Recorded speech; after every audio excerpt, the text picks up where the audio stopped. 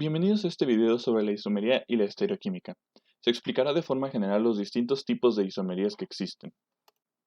Los isómeros son moléculas que presentan una fórmula molecular idéntica, siendo entonces que están conformados por el mismo número y tipo de átomos. Cuando dos isómeros presentan una conectividad diferente, son conocidos como isómeros constitucionales. Un ejemplo de esta isomería son el propanol y el etilmetiléter, los cuales presentan una fórmula molecular idéntica pero diferente conectividad. En este caso, podemos notar que el propanol presenta un enlace oxígeno-hidrógeno, mientras que el éter no lo presenta. Pero aquí aparece una pregunta. ¿Qué sucede si tienen la misma conectividad atómica? En este caso, podremos estar hablando de una molécula sin isómeros, pero si se presentan propiedades diferentes, son conocidos como estereoisómeros, donde la diferencia entre los isómeros es dependiente de su estabilidad y si son superponibles. ¿Cómo que por estabilidad? Se preguntarán. En este caso nos enfocaremos en la forma de silla, ¡ay, qué incómoda!, y de bote del ciclohexano. Estos dos son isómeros conformacionales del ciclohexano. Tienen una orientación diferente en el espacio, donde la forma de silla es la más estable. Por ello, son isómeros diferentes. En este caso, la forma de silla es más estable, debido a que los carbonos presentes en la molécula tienen la mayor distancia posible. En específico, cuando nos fijamos en estos dos carbonos, están opuestos, como si hubiera un plano en el cual uno está en la parte superior y el otro está en la parte inferior. Mientras que en el caso del conformero de bote, tenemos a los dos carbonos del mismo lado. Entonces, la distancia entre estos dos carbonos es menor a comparación de la distancia entre los carbonos en el conformero de silla. Por ello, como hay mayor distancia, hay menor repulsión en el conformero de silla y esto garantiza que ésta sea el conformero más estable. Debido a esta diferencia de posiciones, es posible tener una interconversión entre ambas posiciones, y por ello es posible pasar del conformero de bote al conformero de silla y viceversa.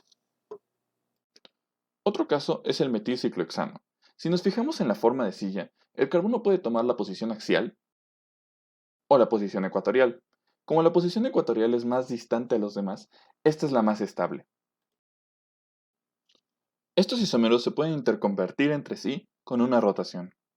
Y en este momento, lejanamente se escucha la pregunta, ¿pero qué pasa cuando tenemos una molécula que se ve en el espejo? No es hablando de un espejo físico, más bien cuando tenemos dos moléculas, las cuales son imágenes especulares no superponibles.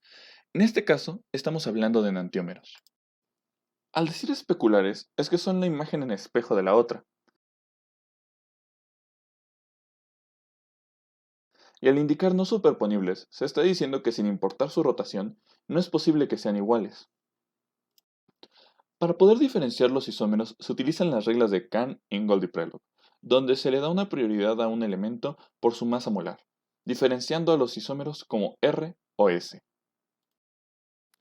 El carbono central de estas moléculas es conocido como un carbono asimétrico, siendo que está unido a cuatro grupos diferentes. Esta propiedad es la que permite la existencia de los enantiómeros.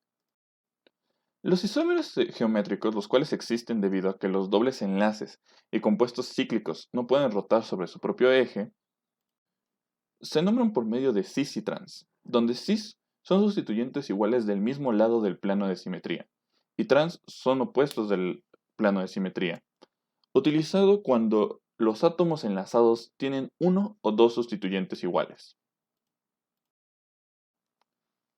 Cuando todos los sustituyentes son diferentes, se utiliza E y Z, donde las reglas de prioridad de Cahn, Ingold y Prelog dan la prioridad para nombrarlos. De forma resumida, se le da un número de 1 o 2 al sustituyente con base en la masa molar, 1 siendo el de mayor masa molar. Posteriormente, si están del mismo lado los de prioridad 1, del plano de simetría, la molécula es el isómero Z. Pero, si los de misma prioridad son opuestos en el plano de simetría, se está hablando del isómero E. Por otra parte, existen los diasterómeros. Estos isómeros son difíciles de identificar en el espacio, y por ello existen diferentes representaciones de las moléculas en un plano. Tienen dos o más carbonos asimétricos, por lo cual pueden llegar a tener 2 a la n isómeros. Las diferentes formas de representar las moléculas permiten identificar fácilmente el tipo de isomería que presentan. La representación de cuña se enfoca en un carbono asimétrico, con lo cual es posible obtener su configuración como R o S. La representación de Newman se enfoca en un enlace, representando al carbono más lejano de nosotros como un círculo y al más cercano como un punto, donde intersectan los sustituyentes. Esta representación facilita la identificación de la estabilidad. Como en la representación de Newman, lo que estamos viendo es un enlace. Estamos teniendo un enlace sencillo, el cual puede rotar sobre su propio eje. Este puede estar rotando. Por ello, es que la representación de Newman puede ser de diferentes formas, y con ello se permite identificar la estabilidad. Esta es la representación más estable porque las partes más voluminosas de la molécula están opuestas entre sí. Pero es posible que haya presente rotación esta forma. En este caso tenemos una representación alternada.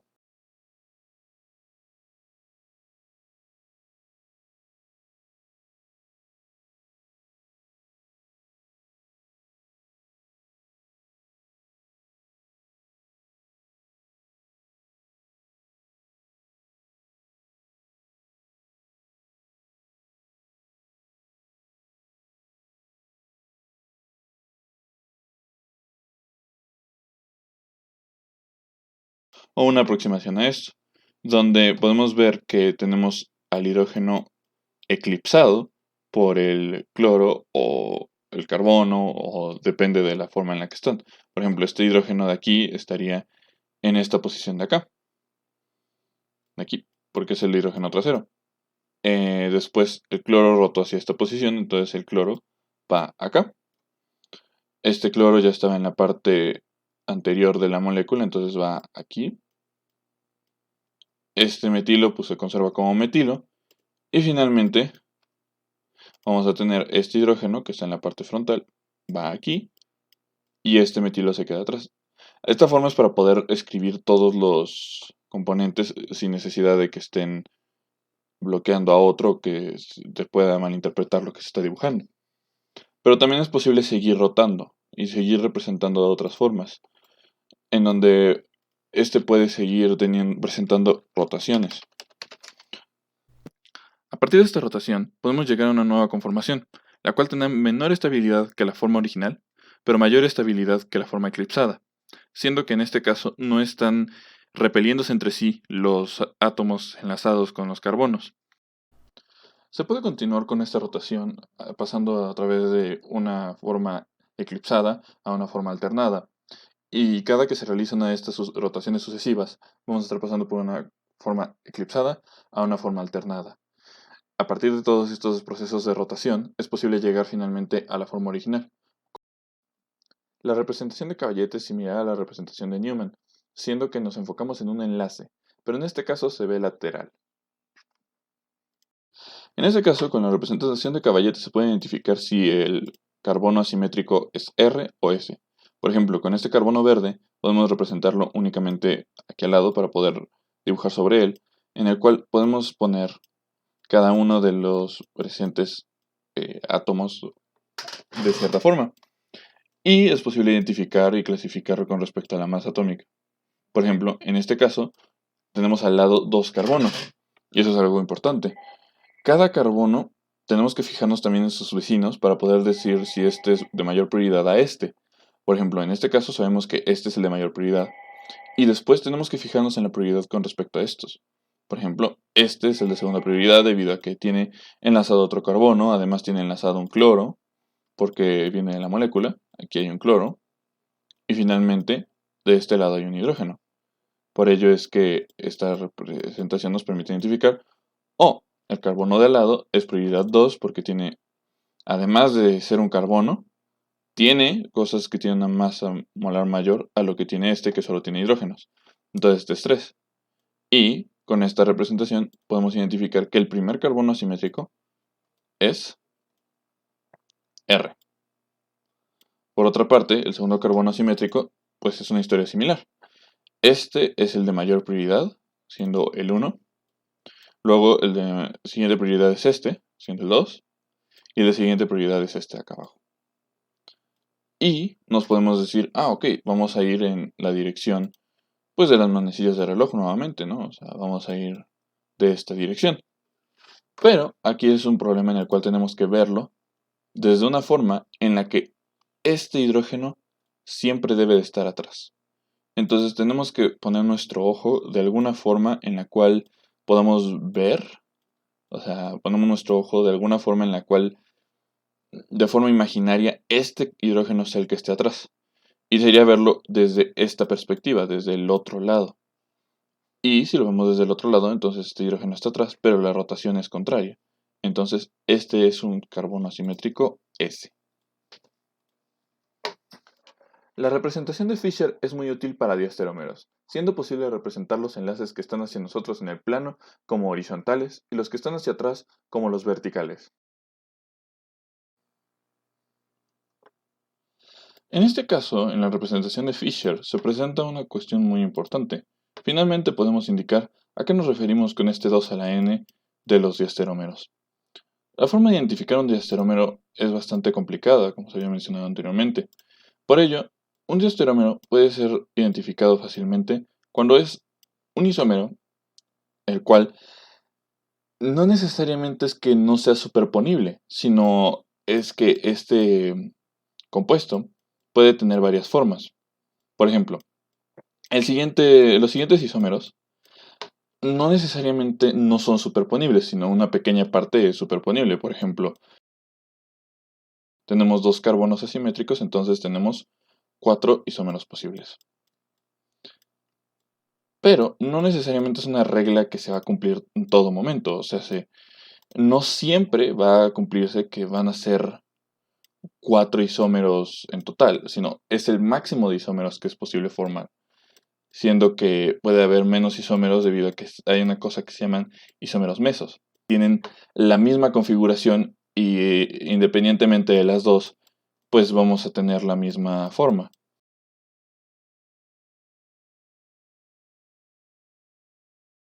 Y tenemos finalmente estas 4 formas. Entonces, empezamos con la enumeración. Este va a ser el 1, porque es el de mayor masa. Después, como se había mencionado, este está conectado a un cloro, entonces es de mayor masa a comparación de este. Y entonces, decimos, ok, pues nos vamos así. Como estamos yendo en la dirección de las manecillas del reloj, debería de ser R. Pero, este, recordemos que por cómo se debe de representar, está hacia nosotros. Entonces tenemos que verlo de otra forma, en la cual la representación se vea opuesta. Por ello, esta conformación, en lugar de ser R, es S. En este caso, tenemos 1, 2 y 3 de este lado. Entonces, vamos a ir nuevamente en esta dirección.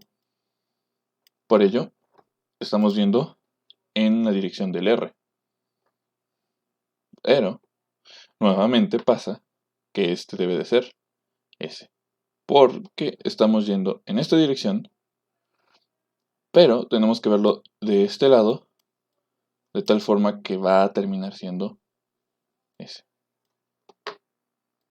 En lo siguiente se deja como práctica el identificar cada uno si son R o S, pero al fin y al cabo vamos a indicar cada uno cuál es.